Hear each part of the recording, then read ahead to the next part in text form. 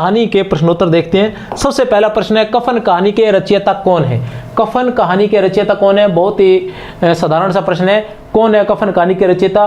प्रेमचंद जी। कफन कहानी के रचयिता कौन है? प्रेमचंद। कौन है कफन कहानी के रचयिता? प्रेमचंद। कफन कहानी की रचना कब हुई थी? 1936 ईस्वी में। कब हुई थी कफन कहानी की रचना? 1936 ईस्वी में कफन कहानी की रचना हुई थी। कफन कहानी जो है वो प्रेमचंद की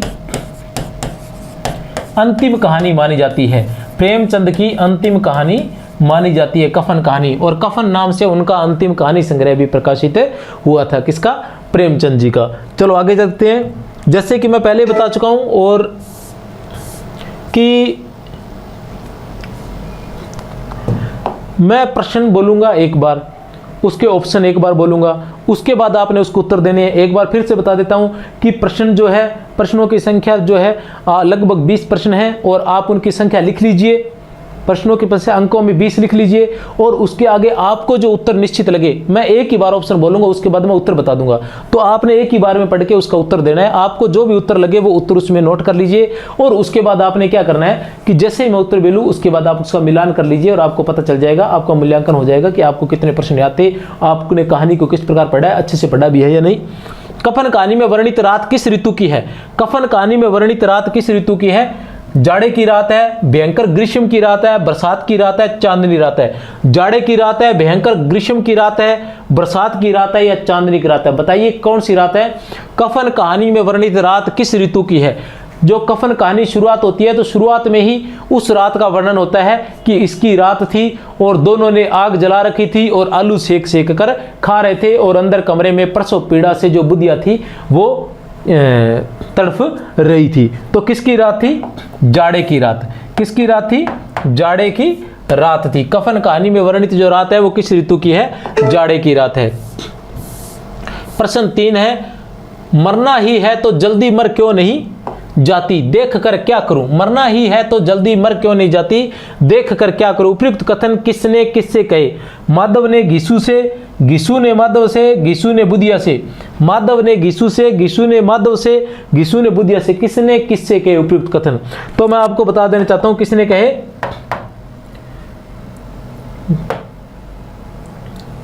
माधव ने घिसू से कहा। माधव ने घिसू से कहा। कब कहा? जब वो अंदर तड़फ रही थी, जब बुधिया अंदर प्रसव पीड़ा से तड़फ रही थी, तो घिसू माधव से कहता है कि तू अंदर जाकर एक बार उसे देख क्यों नहीं आता, तू अंदर जाकर उसे देख क्यों नहीं आता। तब वह कहता है कि मरना ही है तो मर क्यों नहीं जाती, मरना ही है तो मर क्यों नहीं जाती, देख कर क्या करूं। और वो देखने क्यों नहीं जाना चाहता कि उसे डर है कि वह देखने जाएगा तब तक घिसू, उसका पिता जो है, वो आलू का एक बहुत बड़ा जो हिस्सा है वो साफ कर जाएगा, इसलिए वो अंदर देखने नहीं जाता। फिर घिसू से कहता है कि जब मेरी पत्नी बीमार हुई थी तो मैं 3 दिन तक उसके पास ही बैठा रहा था, हिला नहीं था। तो माधव उसे कहता है कि अच्छा, माधव उसे कहता है कि तुम देखने चले जाओ। तब वह कहता है कि तुम्हारी पत्नी है, तुम देखने चले जाओ, मेरी पत्नी थी तब तो मैं उसके पास 3 दिन तक, जब वो बीमार थी तो मैं 3 दिन तक उसके पास ही बैठा रहा था, 3 दिन तक उसके पास ही बैठा रहा था। फिर आता है प्रश्न संख्या 4। क्या है प्रश्न संख्या 4? प्रश्न संख्या 4 है, घिसू माधव के जीवन से संबंधित, घिसू माधव के जीवन से संबंधित संगत कथन है। घिसू और माधव के जीवन से संबंधित संगत कथन है। विचित्र जीवन था इनका, संसार की चिंताओं से मुक्त, कर्ज से लदे हुए, उपयुक्त सभी। क्या था घिसू माधव के जीवन से संबंधित संगत कथन है? विचित्र जीवन था, संसार की चिंताओं से मुक्त, कर्ज से लदे हुए, उपयुक्त सभी। तो इसका उत्तर आता है उपयुक्त सभी। उनका जो विचित्र जीवन था, क्योंकि वो कोई काम धाम नहीं करते थे, घर में 2-4 बर्तन थे, वहीं उनकी संपत्ति थी, बस लोगों के घरों से मटर और आलू उखाड़ लाते थे और वहीं खाकर अपना जीवन यापन करते थे, मस्त रहते थे।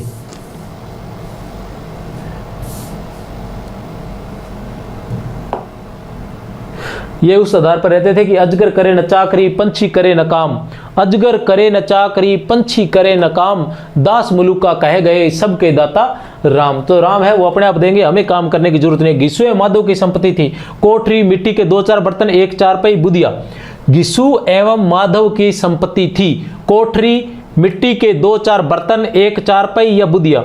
तो उनकी संपत्ति थी कहानी के अनुसार मिट्टी के 2-4 बर्तन ही उनकी संपत्ति थी। मिट्टी के 2-4 बर्तन ही उनकी संपत्ति थी। प्रश्न 6, बुधिया और माधव को कितने वर्ष हो गए थे? बुधिया और माधव के विवाह को कितने वर्ष हो गए थे? बुधिया और माधव के विवाह को 1 वर्ष हो गया था, 2 वर्ष हो गए थे, 3 वर्ष या 1.5 वर्ष? कितने वर्ष हो गए थे? बुधिया और माधव के विवाह को कितने वर्ष हो गए थे? 1 वर्ष। उत्तर क्या है? 1 वर्ष। उत्तर है क 1 वर्ष। बुधिया और माधव के विवाह को 1 वर्ष हो गया था।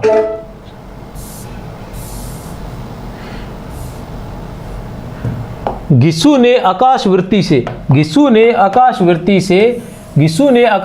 से कितने साल की उम्र काट दी थी? 20 साल, 30 साल, 50 साल, 60 साल?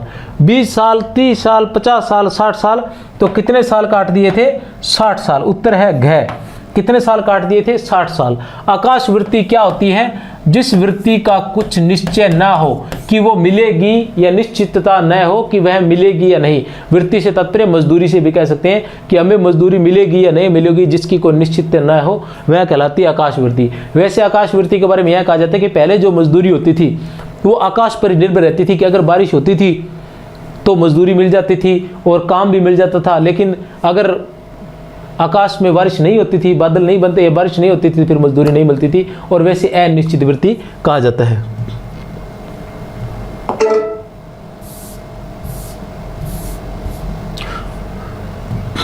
बुधिया पिसाई करके या घास छीलकर कितने आटे का इंतजाम कर लेती थी? बुधिया पिसाई करके या घास छीलकर कितने आटे का इंतजाम कर लेती थी? सेर भर आटे का, 2 सेर आटे का, 3 सेर आटे का या 3-4 सेर आटे का?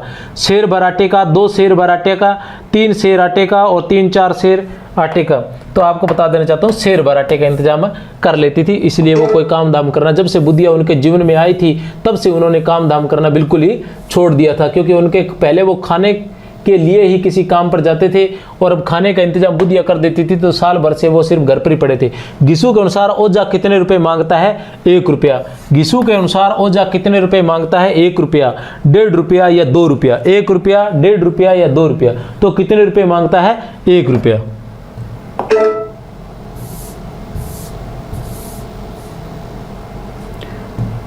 मुझे वहां जाते डर लगता है, उपयुक्त कथन किसका है? मुझे वहां जाते डर लगता है। बुधिया का, माधव का, गिसु का? किसका कथन था? मुझे वहां जाते डर लगता है। बुधिया का, माधव का, गिसु का या जमींदार का? तो आपको बता देना चाहता हूं यह किसका है? माधव का। किसका कथन है? माधव का।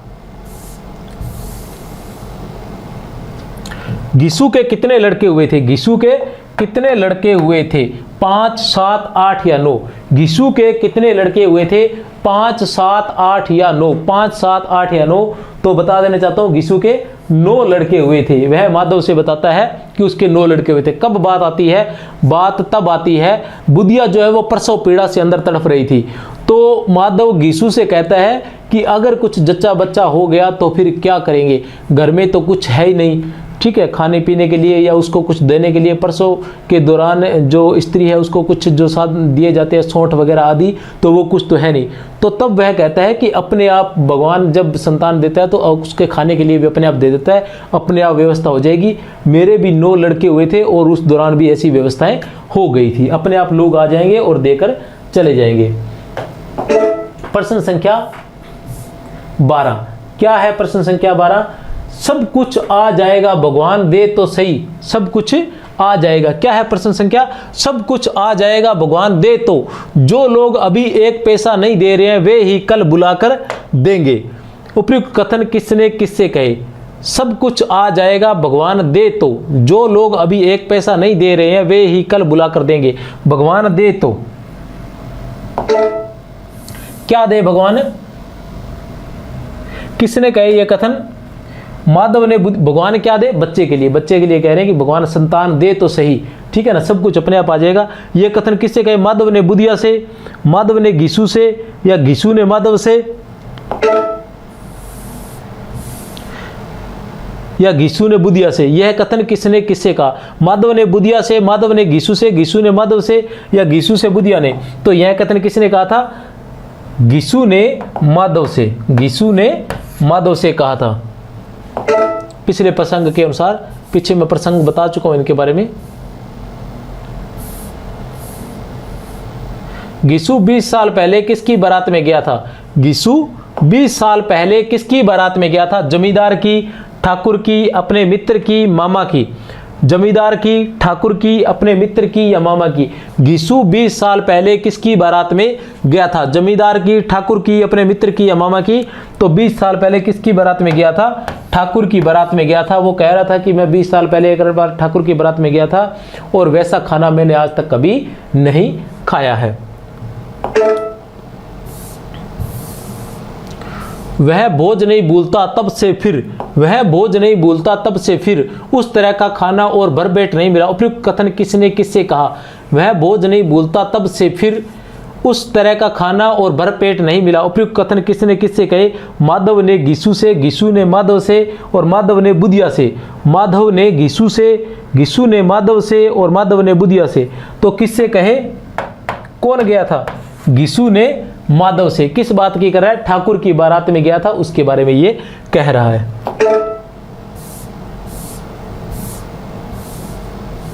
प्रश्न करने से पहले एक बार कहानी को पढ़ अवश्य ले। माधव और गिसु अलगाव के सामने धोतियां ओढ़कर सोते हुए कैसे लग रहे थे?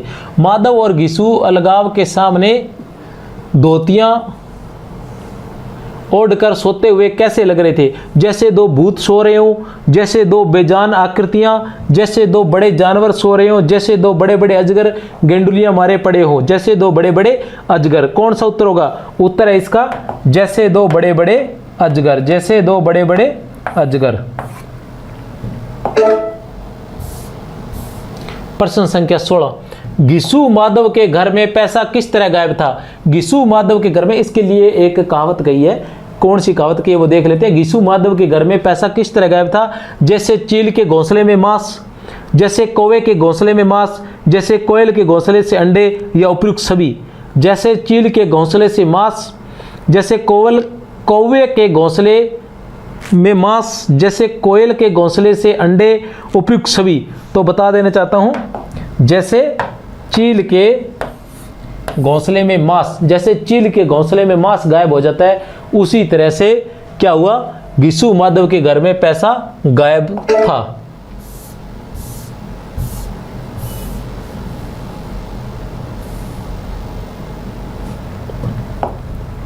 कफन कहानी, कफन कहानी कफन कहानी में किसके मुंह से सांत्वना का एक शब्द भी नहीं निकला? कफन कहानी में किसके मुंह से सांत्वना का एक शब्द भी नहीं निकला? जमींदार के मुंह से, बनिए के मुंह से, महाजन के मुंह से, पड़ोसियों के मुंह से। जमींदार के मुंह से, बनिए के मुंह से, महाजन के मुंह से या फिर पड़ोसियों के मुंह से। किसके मुंह से एक शब्द भी नहीं निकला था? तो मैं आपको बता देना चाहता हूं किसके मुंह से? जमींदार के मुंह से। कब की बात है? जब गिसु जमींदार से पैसे मांगने गया। किसके? बुधिया के प्रसव पीड़ा के कारण, देहांत हो जाने के कारण या मर जाने के बाद गिसु जब जमींदार के पास पैसे मांगने गया तो जमींदार ने उसको डांटा फटकारा भी, लेकिन दयावश उसने उसको 2 रुपए दिए, लेकिन सांत्वना का एक शब्द भी उसके प्रति उसमें नहीं निकला। 1 घंटे में गिसु के पास कितने रुपए जमा हो गए थे? 1 घंटे में गिसु के पास कितने रुपए जमा हो गए थे? 3 रुपए, 2 रुपए, 4 रुपए या 5 रुपए? 3 रुपए, 2 रुपए, 4 रुपए या फिर 5 रुपए? 3 रुपए, 2 रुपए, 4 रुपए या फिर 5 रुपए? उत्तर है इसका घ। कितने रुपए जमा हो गए थे? 5 रुपए। उत्तर है इसका घ। कितने रुपए जमा हो गए थे? 5 रुपए। मधुशाला में गिसु और माधव ने क्या क्या मंगवाया? मधुशाला में गिसु ने शराब की 1 बोतल, तली हुई मछलियां, चिखोना, उपयुक्त सभी। शराब की 1 बोतल, तली हुई मछलियां, चिखोना, उपयुक्त सभी। तो बता देना चाहता हूं उपयुक्त सभी। शराब खाने में उन्होंने उपयुक्त सब कुछ मंगवाया था।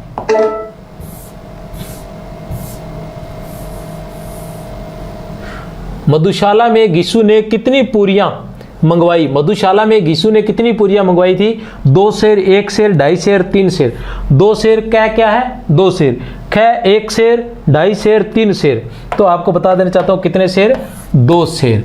मधुशाला में घीसू ने कितनी पूरियां मंगवाई थी? 2 सेर। और जो बच गई थी वो पूरियां उन्होंने एक भिखारी को भी दी थी और कहा था कि इसे खा लेना, ये गाढ़ी कमाई की है, और खाकर बुधिया को आशीर्वाद देना, और बुधिया को आशीर्वाद देना ताकि वो कहाँ जाए? बैकुंठ में चली जाए। तो साथियों, ये थी प्रेमचंद की बहुत ही सुंदर कहानी, कफन कहानी।